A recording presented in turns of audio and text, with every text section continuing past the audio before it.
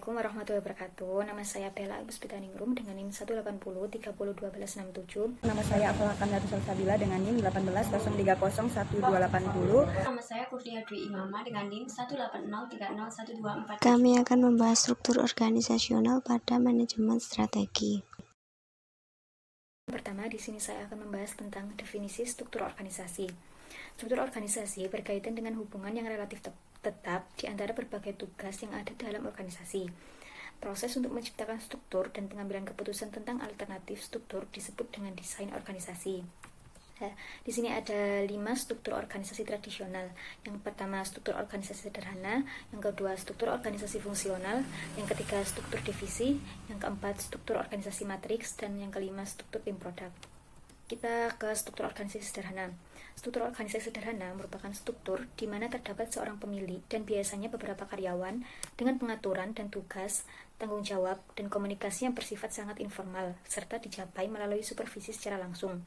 Struktur sederhana umumnya digunakan oleh organisasi yang sangat kecil dan mempunyai satu atau sedikit lini produk.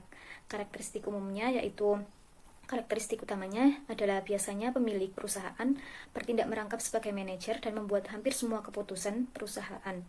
Struktur organisasi sederhana bersifat informal dan koordinasi tugas dilaksanakan dengan pengawasan langsung. Keunggulan dan kelemahan dari struktur organisasi sederhana.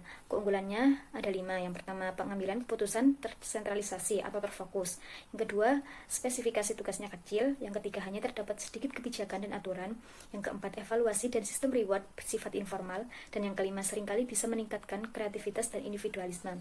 Sedangkan kelemahannya yakni seringkali karyawan bertindak sesuai dengan keinginannya sendiri karena sedikitnya aturan.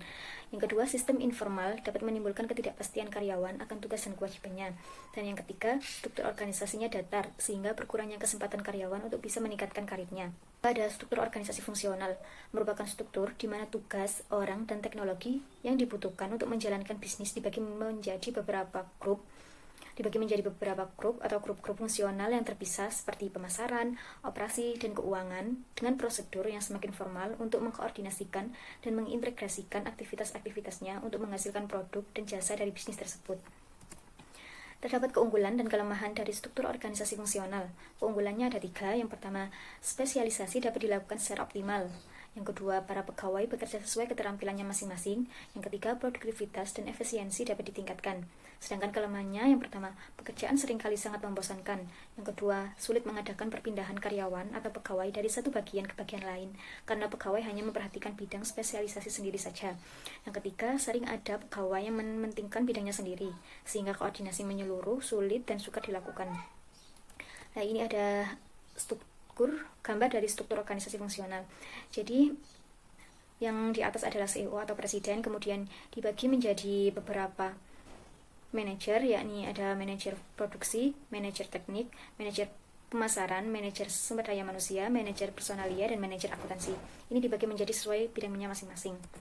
Struktur organisasi divisional merupakan struktur di mana sekelompok unit atau divisi yang relatif otonom diatur oleh suatu kantor pusat korporat. Namun setiap divisi operasi memiliki spesialis fungsinya masing-masing yang menyediakan produk atau jasa yang berbeda dengan divisi lainnya. Keunggulan dan kelemahan dari struktur organisasi divisional. Keunggulannya ada 7. Yang pertama, memaksakan koordinasi dan wewenang yang diperlukan ke tingkat bawah yang sesuai untuk mendapatkan respon cepat.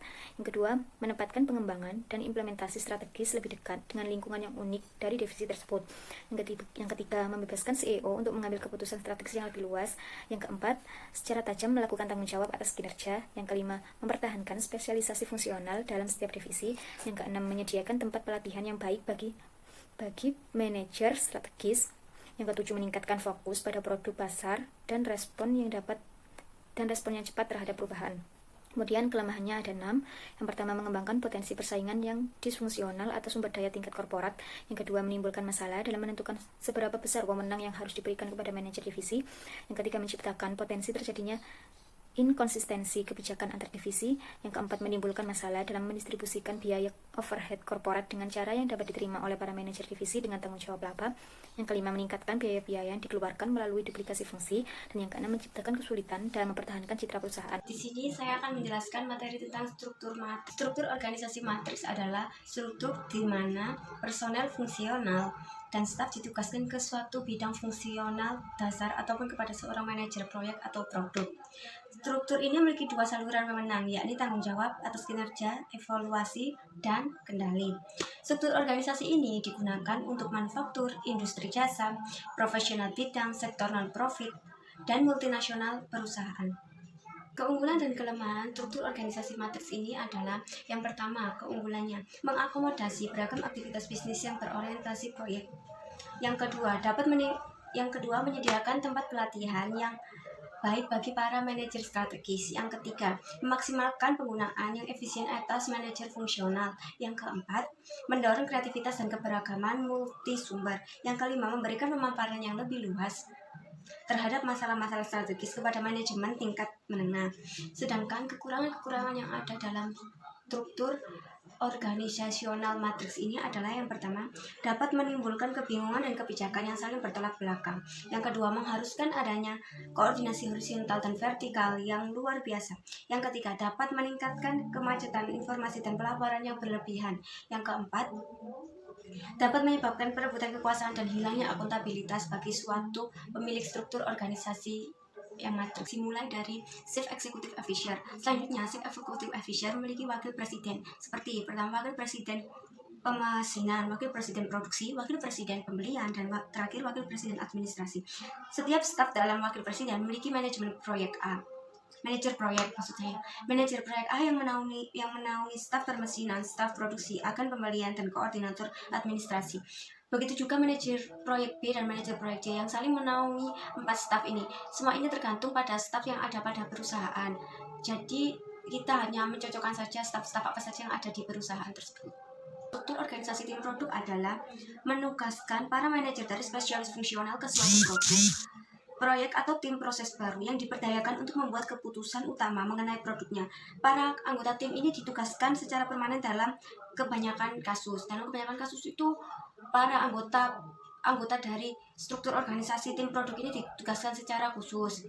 Misalnya menaungi kasus-kasus yang khusus dalam organisasi tim produk.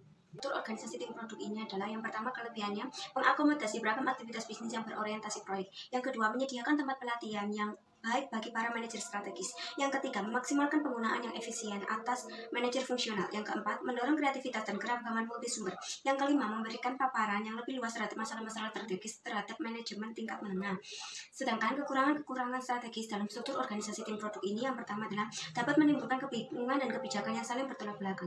Yang kedua, mengharuskan adanya koordinasi horizontal dan vertikal yang luar biasa.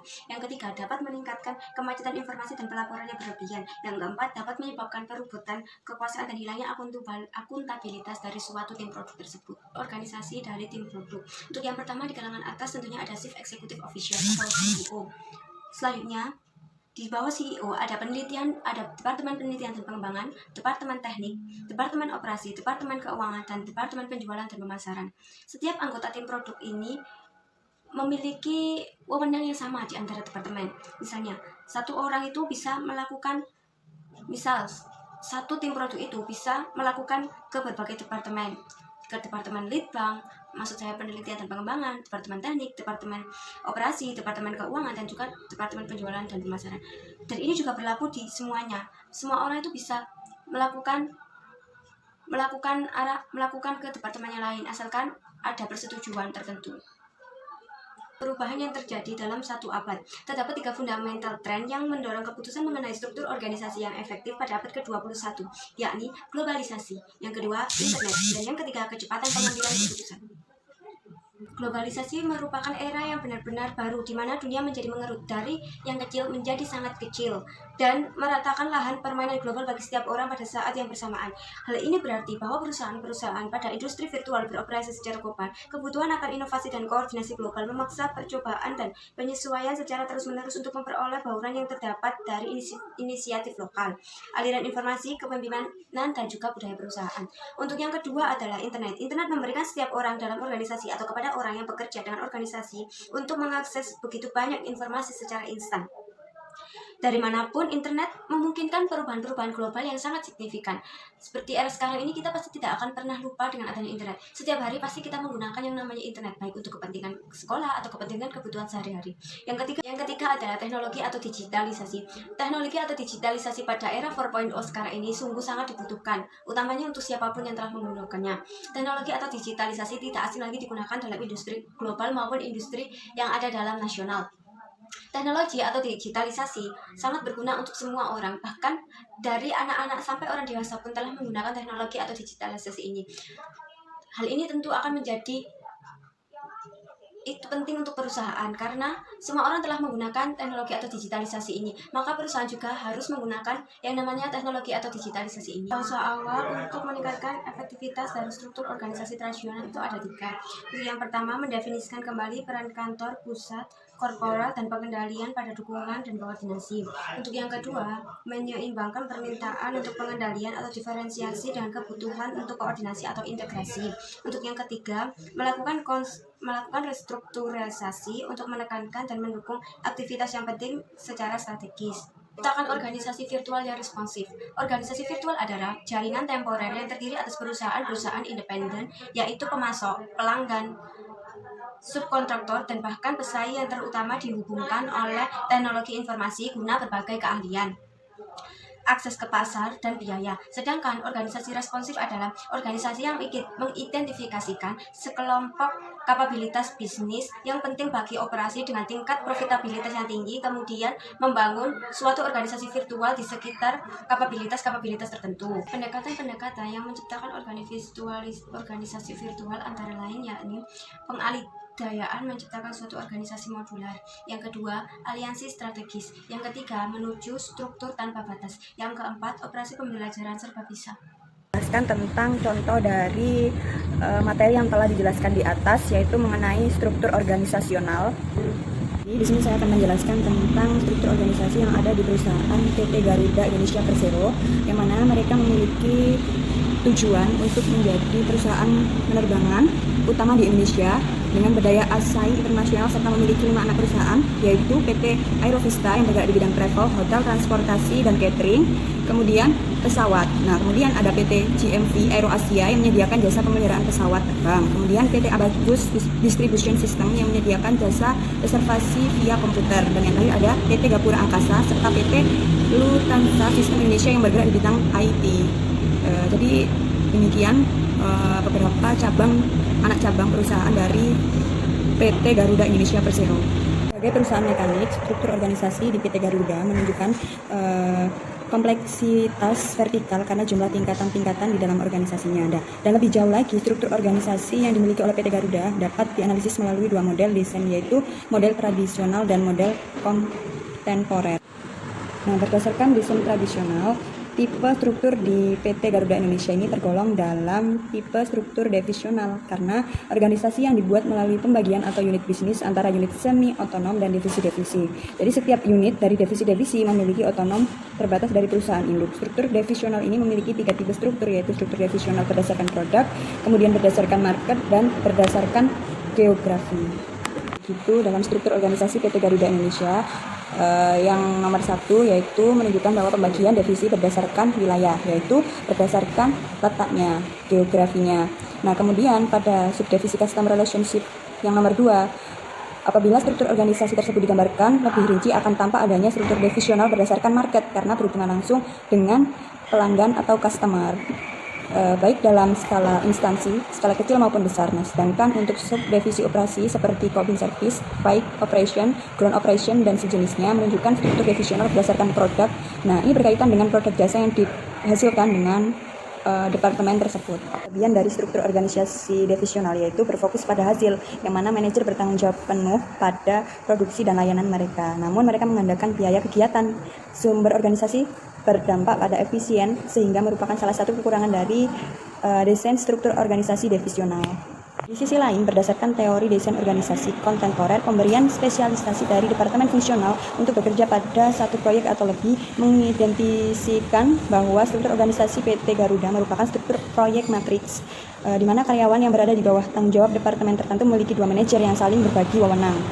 Sebagai contoh, dalam departemen niaga atau perniagaan terdapat 2 manajer, yaitu manajer secara fungsional maupun proyek. Secara fungsional, General Manager Area Western Indonesia yang bertanggung jawab pada keputusan promosi, rekomendasi gaji, review tahunan, serta manajer yang berperan menjalankan suatu proyek perusahaan. Lain permasalahan yang dihadapi oleh PT Garuda Indonesia yang limaknya terjadi sekitar akhir bulan Juli 2011, yaitu pemogokan sejumlah pilot Garuda sebagai bentuk protes atas perundingan dengan pihak manajemen Garuda yang memandang telah terjadi kekeliruan pengelolaan perusahaan di PT Garuda Indonesia karena bersikap diskriminatif terkait sistem antara pilot asing dengan pilot domestik Garuda, sehingga dinilai menyebabkan ketimpangan antara pilot asing dan domestik. Nah, kondisi lingkungan yang tidak pasti dan ketidaknyamanan seperti permasalahan di atas sangat berpengaruh terhadap organisasi.